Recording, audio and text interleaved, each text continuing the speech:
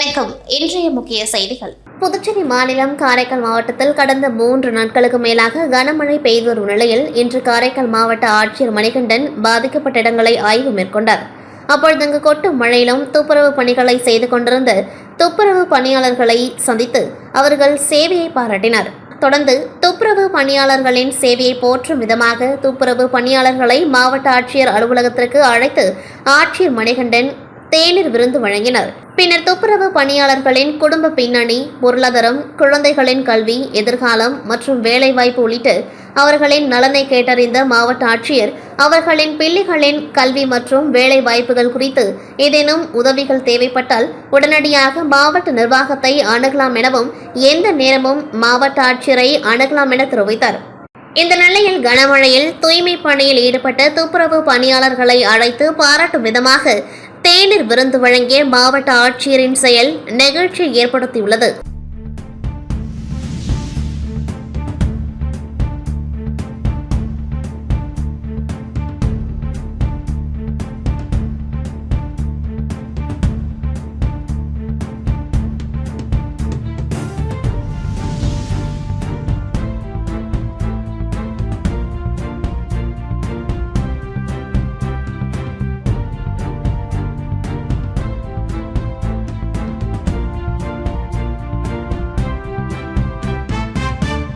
புதுச்சேரி அரசின் செய்தி மற்றும் விளம்பரத்துறை, நவதர்ஷன் திரைப்பட கழகம் மற்றும் அலையன்ஸ் பிரான்சைஸ் இணைந்து நடத்தும் இந்திய திரைப்பட விழா தொடக்க நிகழ்ச்சியும் 2023ஆம் ஆண்டின் சிறந்த திரைப்படத்திற்கான விருது வழங்கும் நிகழ்ச்சியும் சுப்ரீன் வீதியில் உள்ள அலையன்ஸ் பிரான்சைஸ் கலையரங்கத்தில் நடைபெற்றது. வேளாண் அமைச்சர் ஜெயக்குமார், ஆதி திராவிடர் மற்றும் பழங்குடியினர் நலத்துறை அமைச்சர் சாய் சரவணகுமார் ஆகியோர் கலந்து கொண்டு விழாவினை துவக்கி வைத்து 2023ஆம் ஆண்டின் சிறந்த திரைப்படத்திற்கான சங்கரதா சுவாமிகள் விருதினையும் ரூபாய் 1 லட்சத்திற்கான ரொக்க பரிசினையும் காதல் தி கோர் மலையாள திரைப்பட இயக்குனர் ஜியோ பேபிக்கு வழங்கி சிறப்புரையாற்றினர். தகவல் ஒலிபரப்புத்துறையின் தேசிய திரைப்பட மேம்பாட்டுக் கழகத்தின் துணை இயக்குனர் இந்திராணி போஸ், நவதர்ஷன் திரைப்பட கழக செயலர் பழனி உள்ளிட்ட ஏராளமானோர் கலந்து கொண்டார்கள். தமிழகத்தில் பெய்த கனமழையால் விழுப்புரம் மாவட்டத்தில் வீடூர் அணை முழு கொள்ளளவை எட்டியுள்ளது. இதனால் உபரி நீர் திறக்கப்பட்டுள்ளது. அதன்படி 8000 கன அடி நீர் திறக்கப்பட்டதால் சங்கராபரணி ஆற்றில் வெள்ளப்பெருக்கு ஏற்பட்டுள்ளது. இதனால் கரையோர கிராம மக்களுக்கு மண்ணாடிப்பட்டு, கொம்யூன் பஞ்சாயத்துகள் சார்பில் ஒலிபெருக்கி மூலம் வெள்ள அபாய அறிவிப்பு அளிக்கப்பட்டு வருகின்றன.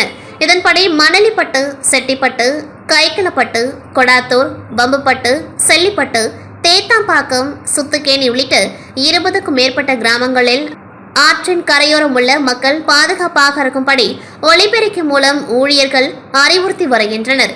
மேலும் சங்கராபரணி ஆற்றில் வெள்ளப்பெருக்கு ஏற்பட்டு அதிக அளவில் மீன்கள் வருவதால் அப்பகுதி இளைஞர்கள் மீன்களை பிடித்து மகிழ்ந்து வருகின்றனர்.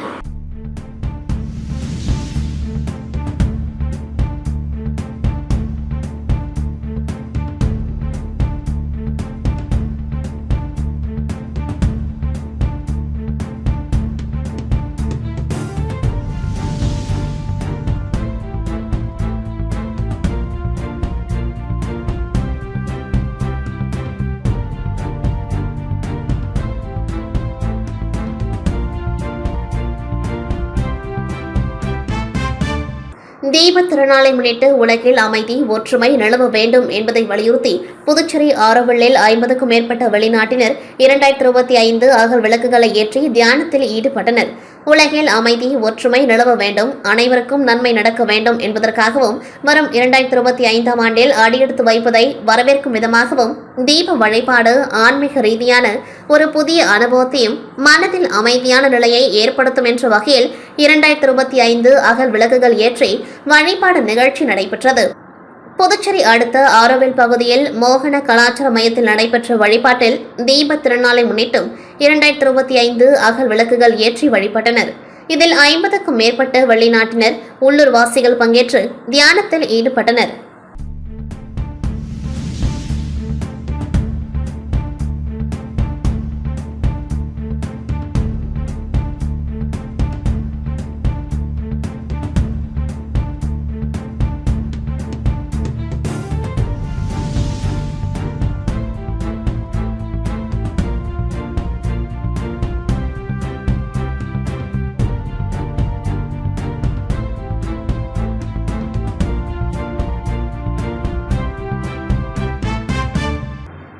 ஒகேனக்காலில் கடந்த 3 நாட்களாக தொடர் மழை பெய்து வருகின்றது.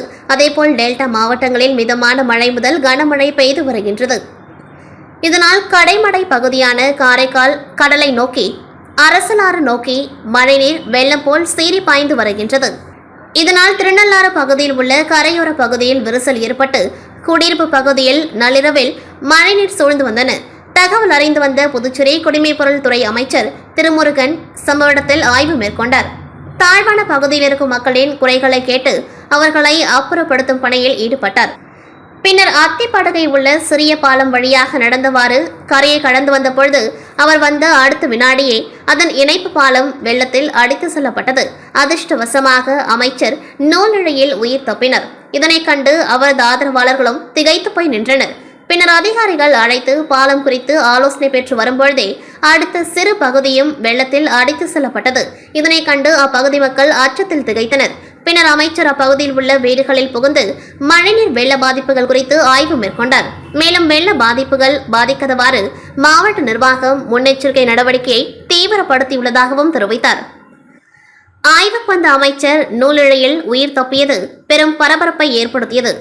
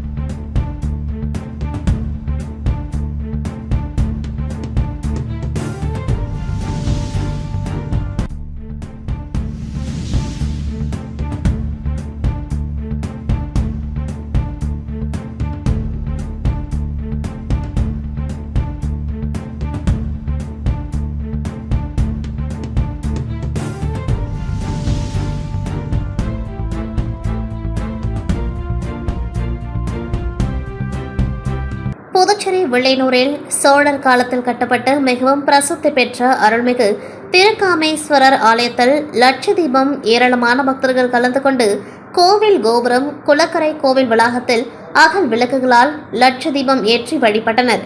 கார்த்திகை மாதத்தின் கடைசி 5 நாட்கள் பாரம்பரிய தீப திருவிழா நடைபெறுகின்றது. கோவிலின் கருவறையை சுற்றி 2 முறையும் கோவிலை 4 முறை ஊர்வலமாக சுற்றியும் இறைவன் திருவுருவ சிலையை எடுத்து வரும்பொழுது விழா தொடங்குவது வழக்கம். அதன்படி புதுச்சேரி வில்லையனூரில் சோழர் காலத்தில் கட்டப்பட்ட மிகவும் பிரசித்தி பெற்ற அருள்மிகு திருக்காமேஸ்வரர் கோவிலில் கார்த்திகை மகா தீபத்தை முன்னிட்டு ஆண்டுதோறும் லட்சதீபம் ஏற்றுவது வழக்கம். இந்த நிலையில் இந்த ஆண்டுக்கான கார்த்திகை தீபத்தை முன்னிட்டு லட்சதீபம் ஏற்றும் விழா நடைபெற்றது. இதில் ஏராளமான பக்தர்கள் மாணவர்கள் பொதுமக்கள் கலந்து கொண்டு கோவில் கோபுரம் குளக்கரை கோவில் வளாகம் உள்ளிட்டவற்றில் அகல் விளக்குகளால் லட்சதீபம் ஏற்றி வழிபட்டனர். அப்பொழுது கோவில் தீப ஒளியில் மிளர்ந்து கண்கொள்ளா காட்சியாக இருந்தது. விழாவை முன்னிட்டு பஞ்சமூர்த்திகளுக்கு சிறப்பு அபிஷேகம் தீப ஆராதனை நடைபெற்று அலங்கரிக்கப்பட்ட பஞ்சமூர்த்திகள் 4 மாட வீதிகள் வழியாக வீதியுலா நடந்தது. இதனைத் தொடர்ந்து கோவிலுக்கு வந்திருந்த பக்தர்களுக்கு பிரசாதம் வழங்கப்பட்டது. இதற்கான ஏற்பாடுகளை கோவில் நிர்வாகிகள் மற்றும் உபயதாரர் அன்பு குடும்பத்தினர் ஊழியர்கள் பொதுமக்கள் செய்திருந்தனர்.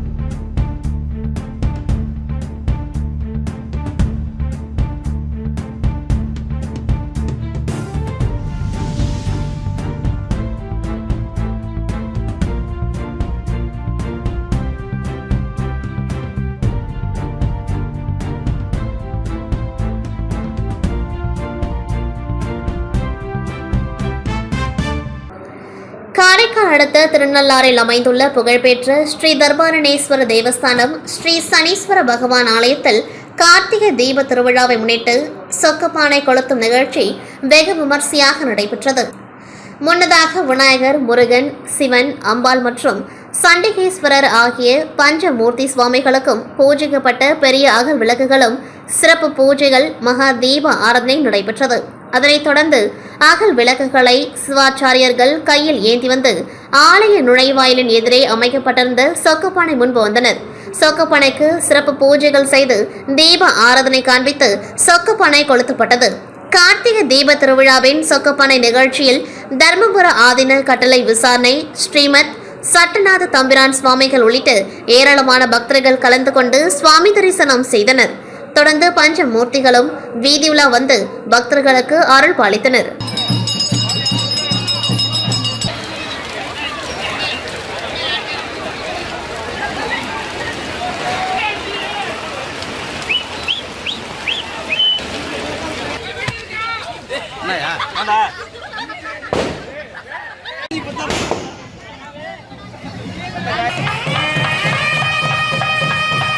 புதுச்சேரியில் கார்த்திகை தீப திருவிழா வெகு விமர்சையாக கொண்டாடப்படும். அதன்படி திருவண்ணாமலையில் மகா தீபம் ஏற்றப்பட்ட பின் புதுச்சேரியில் உள்ள பல்வேறு கோவில்களில் தீபம் ஏற்றப்பட்டு சொக்கப்பானை கொளுத்தப்படும். அதன்படி காமராஜர் சாலையில் உள்ள ஆனந்த முத்துமாரியம்மன் ஆலயம் மற்றும் சாரம் பகுதியில் அமைந்துள்ள சிவசுப்பிரமணியர் தேவஸ்தானம் உள்ளிட்ட பல்வேறு ஆலயங்களில் திருக்கார்த்திகை தீப திருவிழாவின் முக்கிய நிகழ்வான மகா தீபம் மற்றும் சொக்கப்பானை கொளுத்தும் நிகழ்வு இன்று நடைபெற்றது. சுவாமிக்கு சிறப்பு பூஜைகள் நடத்தப்பட்டு தொடர்ந்து பனை ஓலைகளை கொண்டு செய்யப்பட்டிருந்த சொக்கப்பானைக்கு சிறப்பு பூஜைகள் செய்யப்பட்டு தீயிட்டு எரிக்கப்பட்டது. கார்த்திகை தீப திருவிழாவில் பரணி தீபம் மற்றும் சொக்கப்பானை கொளுத்தப்பட்ட நிகழ்ச்சியில் ஆயிரக்கணக்கான பக்தர்கள் அரோகர கோஷம் முழங்க வழிபட்டனர். இதனைத் தொடர்ந்து புதுச்சேரி பகுதியில் உள்ள வீடுகள், கடைகள் மற்றும் வணிக நிறுவனங்கள் அனைத்திலும் தீபம் ஏற்றி வழிபாடு நடைபெற்றது.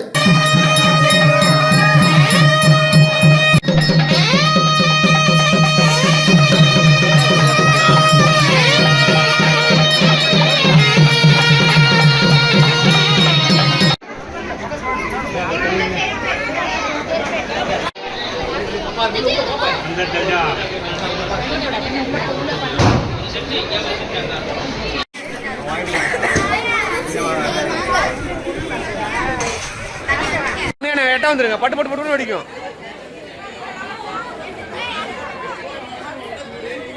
அது ஒரு லிமிட்டோட நம்ம ஓடி வந்தோம் நெட்டை.